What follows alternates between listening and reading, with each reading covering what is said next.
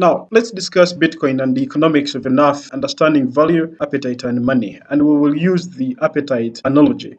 I need you to think about eating. When you're hungry, the first few bites of food feel magical. Energy returns, satisfaction rises, you feel so happy.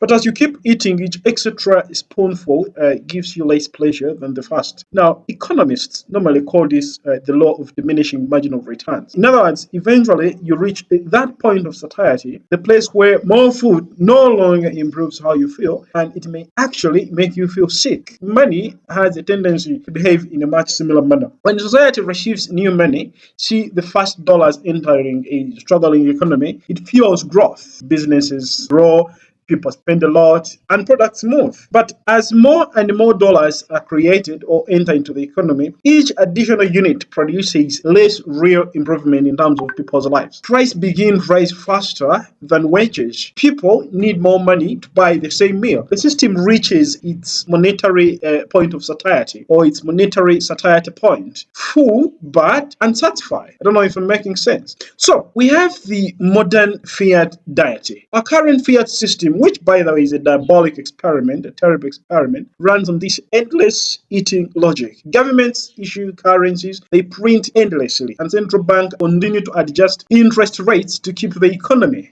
You've heard of the Fed cutting rates, increasing rates, you've heard of all this kind of talk. At first, this stimulates production, definitely. But with time, the system depends on increased or continual creation of new money just to stay alive. And that's why I call it a disastrous experiment. So, just like a person who keeps snacking or eating even when they are full, afraid that stopping will cause a particular kind of weakness. Now, when new dollars flood the market, this is what happens. Savings lose flavor. I mean, thousands of dollars, but each of them buying less, for each particular year. Inequality tends to widen. Now, those closest to the money kitchen, the money printers, and this is very apparent in African countries, that keep printing, especially, let's say, in elections. The corrupt keep stealing. So the banks, the large investors, these are the guys that eat fast. Everyone else gets leftovers through rising prices. We pay the price for this endless printing.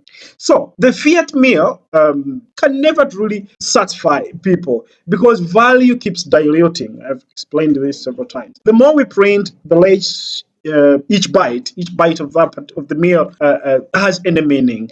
So because of that, in 2009, a man named Satoshi Nakamoto created a solution for this problem. And that's where Bitcoin comes into the picture. Bitcoin changes the diet completely or entirely.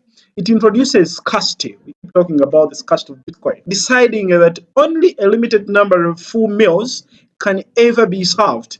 As more people join the table, the same food must be divided differently. You get the logic? So its relative value obviously will increase. So in the Bitcoin economy, every participant knows exactly how much food exists. There is no central chef that can secretly add salt or water. This is inflation to stretch the soup, So the value depends on use and trust. There is not any political appetite. So each additional user makes the network stronger and I mean, the test actually improves. So Bitcoin's test continues to improve because of its scarcity and wider adoption. That is the exact opposite of the diminishing marginal returns we talked about in economics in the introduction. So now, this, in my view, it brings hope. It creates something unique that absolutely improves people's life. Now let's relate it to everyday life. I need you to imagine two friends in Kampala or New York or anywhere. One keeps saving in dollars, the other in Bitcoin. At first, the dollar feels safer. It is accepted everywhere, but over 10 years, inflation quietly eats its flavor. Prices of food, rent, and fuel continue to rise by 30 to 50% or sometimes even more in some countries. Plate of the saver continue to empty slowly by slowly.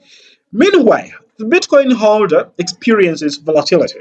Some months it's too salty, too bland, but over the same decade, scarcity and adoption tend to push longer term value upwards. So their meal remains small but concentrated. So Bitcoin teaches a different kind of discipline, and it is this kind of discipline that we need to adopt because the present system has clearly failed us. That is not in question. So this is the kind of discipline that Bitcoin teaches: that consume what you need, preserve what has meaning. It rewards patience, efficiency, and transparency.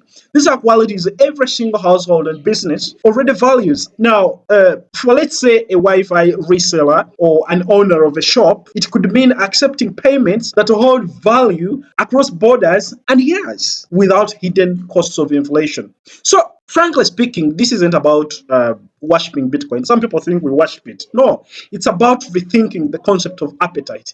In our daily lives, endless consumption doesn't make us happier, and endless money printing doesn't make societies richer. Both lead to bloating and fatigue. True health comes from balance and limits. So, Bitcoin embodies that principle in code, a monetary system with built in restraint. It reminds us that value comes not from abundance, but from purpose, from knowing when to stop adding more and start using wisely. So, whether you are saving for your child's education, or running a certain shop somewhere, or managing a cooperative in the village, the question isn't normally how much money can be printed. No, but how much value can we actually preserve. That is why understanding Bitcoin matters. It is not about just rebelling, it's about learning the economics of enough.